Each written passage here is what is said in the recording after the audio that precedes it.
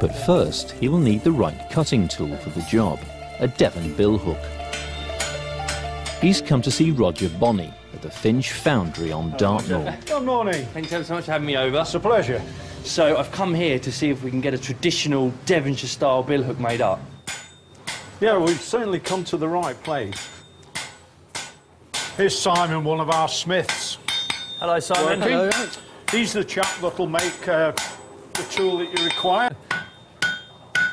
We're just basically getting it roughly there, but we're not going to forge it right out yet because it's going to be quite thin. Right.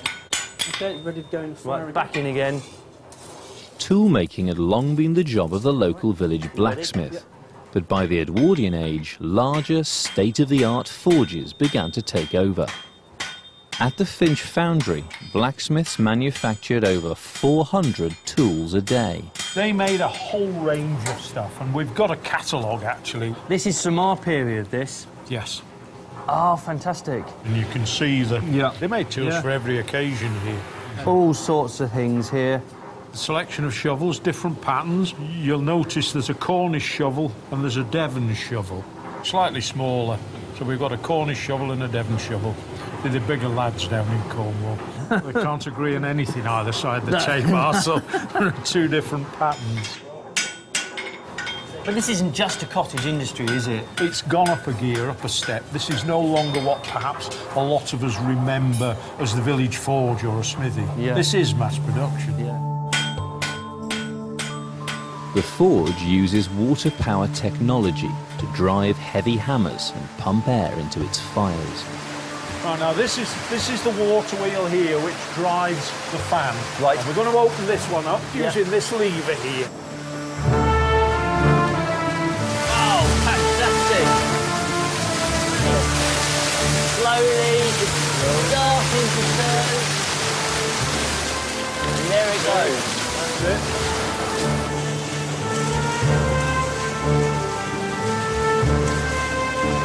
That wheel drives through a lot of gearing inside the building here, a fan. And that fan was used to replace the original bellows that we used. Right. The good news for me today is that I'm not going to be spending the whole day. You're not going to be spending the whole day pumping bellows. Water and gravity is going to be doing that for me. That's right. Fantastic. The water-powered machine blows air into the hearth, bringing the fire up to a temperature of 1500 degrees centigrade, hot enough to soften iron and steel. So what are we actually starting with, the raw materials? So what we've got here is a piece of wrought iron. Right. This normally came in big bars known as pigs. Pigs. Okay? Small piece, piglet. Piglet, right. Okay. But what we do with this, we hammer this out and we finish up with something like this. Two pieces of wrought iron. Yeah. And running right down through the middle, Yeah. a bit like the filling in a sandwich, is a piece of what's known as shear steel. Shear steel. Yeah. Right. Now, that is a version of hardened metal. And then, once it's ground, that hard steel edge is exposed. Comes through the middle. That's right. So you start off with the sandwich like so, and it grinds it down like that, and it comes to the point. And it comes to the point. And that's your cutting edge. And that was the secret of the success of this business. Ah, I see. The mysterious art of the blacksmith. We're thinning the blade edge now, so Right. I'm trying to keep it straight and maintain that shape. Just follow me. If I go slow, you go slow. Yeah, more gentle.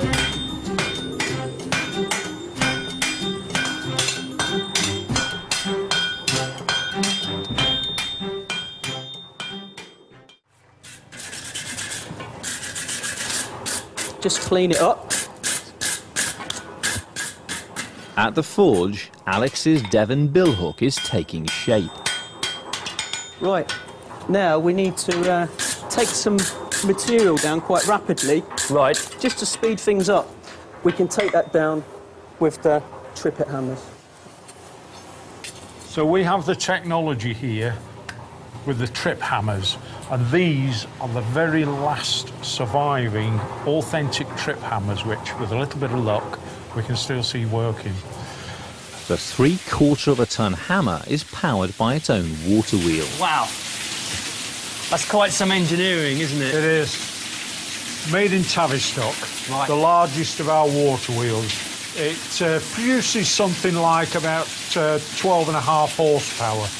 Oh, right, OK. So that's pretty, when you think of the size of a Shire horse, 12.5 Shire 12.5 Shire horses. That's really something, that is. And of course, you don't have to feed this. No. This is all free. It all feeds itself. It feeds itself. All we need is the water. Yeah. And we've got plenty of that today. Plenty of that in this part of the world. Yes. Well, I suppose you better see it in motion. I'll give you a shout. I'll stand back. Yes, please do. You'll get wet otherwise.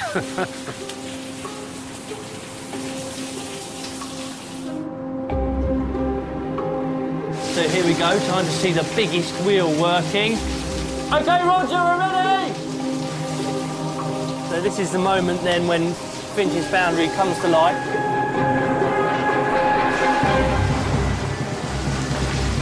And there we go, wow, look at that! Look at that, getting up.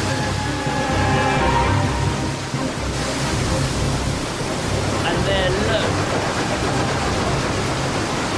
Listen to that sound. It's almost like a steam engine.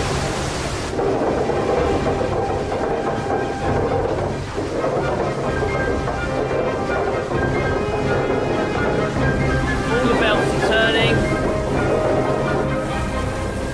You ready?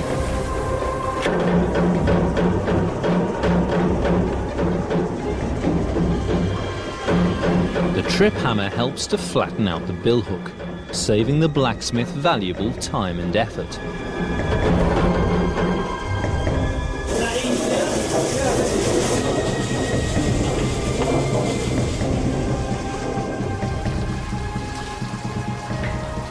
What you saw was just a fraction of what it would have been. Right. So in our heyday, in Yep. mass production, this hammer would have been really hammering. Right. It would have actually been striking at 240 beats a minute. 240 beats a minute. Pretty much a blur.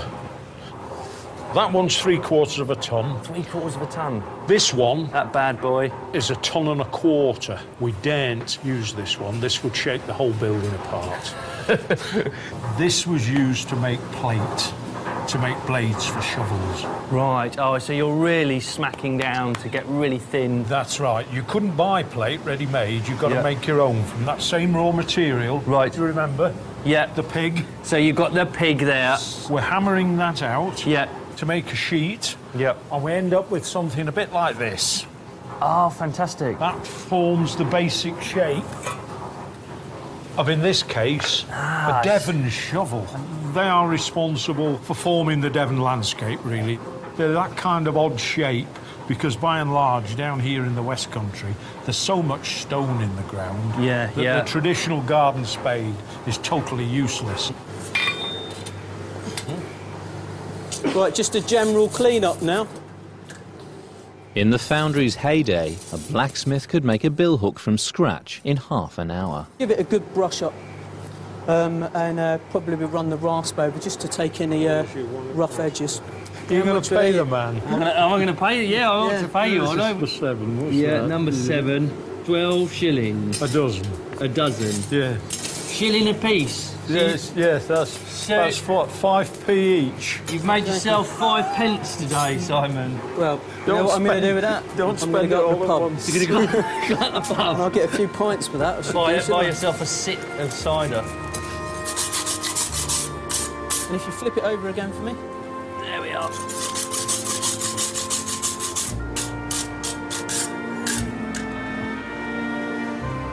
There it is. My authentic Devonshire billhook. That's fantastic. All hand forged. All with water power. All with water power as well.